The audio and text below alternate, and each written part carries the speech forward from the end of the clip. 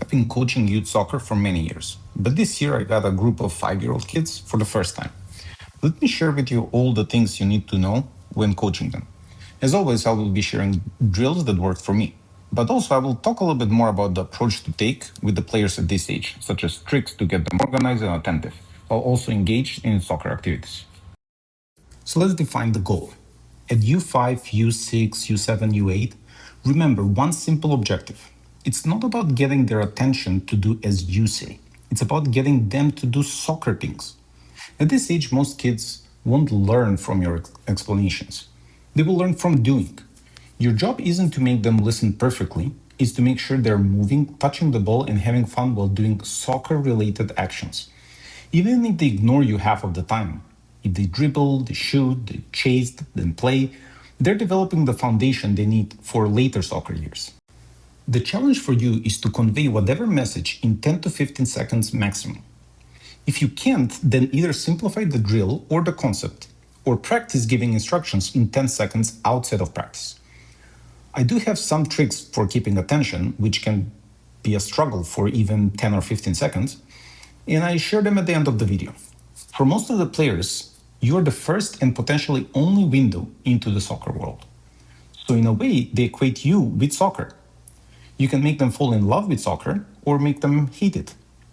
So keep that in mind as we go through these drills. They're all about doing soccer things, not doing other things and not just standing and talking about soccer things.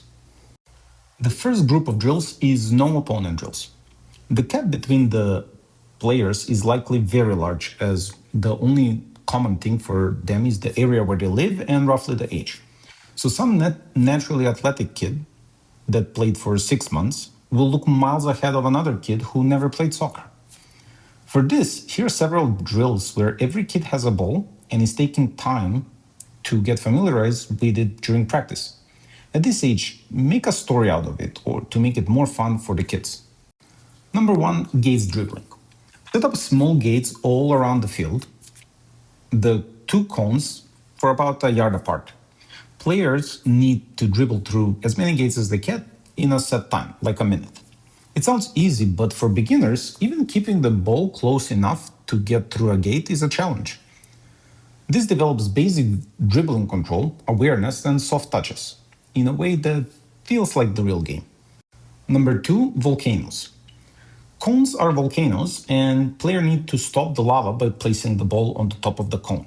You need one of those cones where the top is cut. This is great for teaching ball control and familiarity. It's not intense, and kids love it because it feels like a game, not a drill. Perfect for warming up or resetting focus if they start getting tired or distracted. They will roll the ball a bit as well as slow down before a cone. If they don't like this game within few weeks, it means they experience enough competition and find that to be the exciting part of the game, which is a good thing. Number 3 is follow the leader. Make a large square, maybe around the size of the penalty box.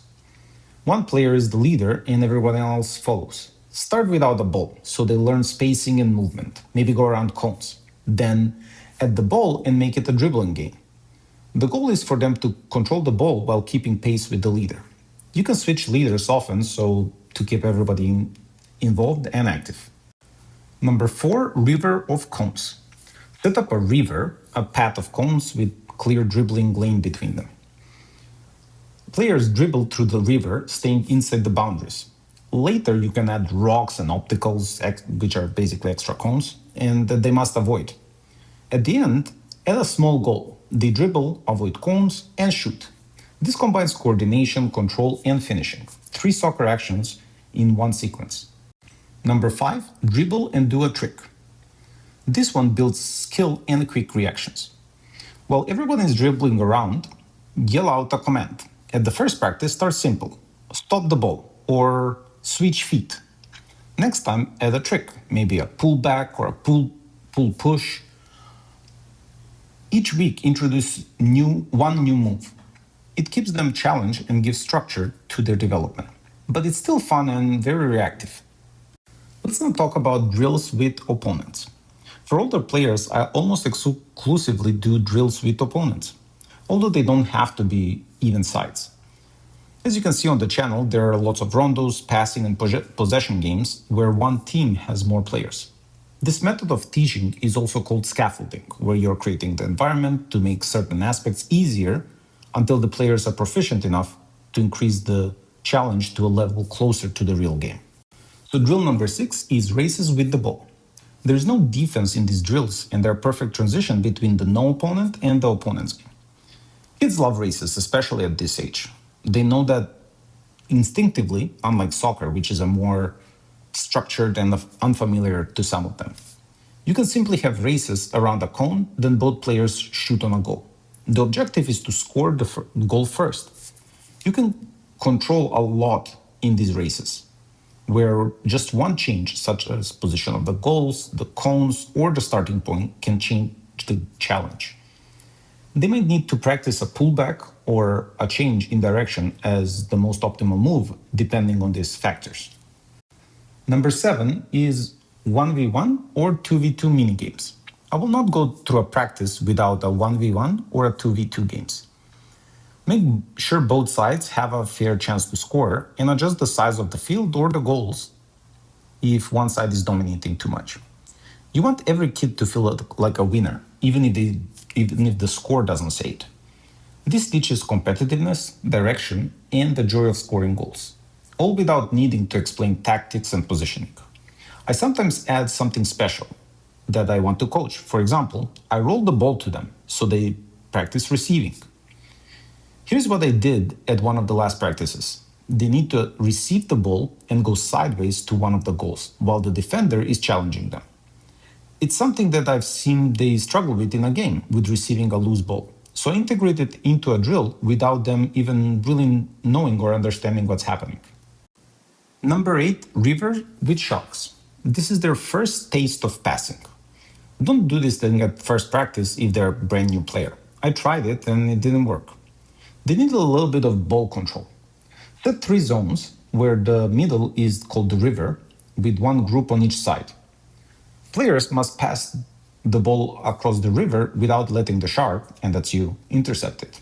You put a couple of balls basically and having more or less pairs on each side. Kids love it because it's a challenge.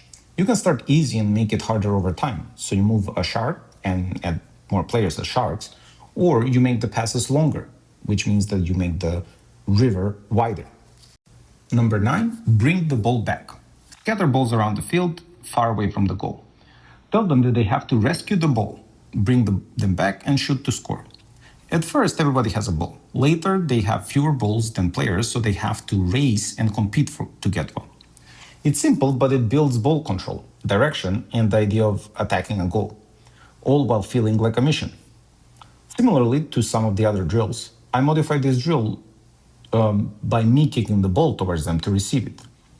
They simply don't practice receiving that much at this age, and they struggle in games by kicking it blindly. So I create the situation to train that at practice. So now I want to talk about attention and coaching tricks.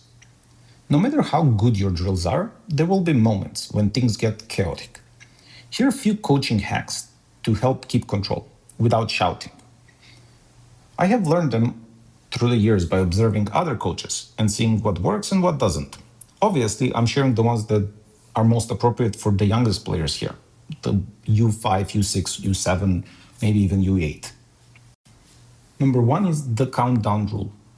When you need everyone's attention, start counting down from 5 very loudly.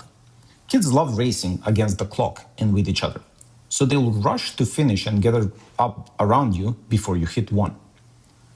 Maybe the first practice they will not understand what's happening, but they will very, very, very quickly understand and they will start racing. And when they come to you, they're already a little bit tired and they give you your attention. Number 2 is the 10-second rule. When you say 10 seconds and you look at them, it tells players that you will only talk for 10 seconds and they can focus for that long. It forces you to be concise and them to listen. If you can explain it in 10 seconds, then simplify the drill. And make sure you don't get carried away by talking more because they give you your attention. Don't break your promise. Keep it to 10 seconds, convey the message, and move on.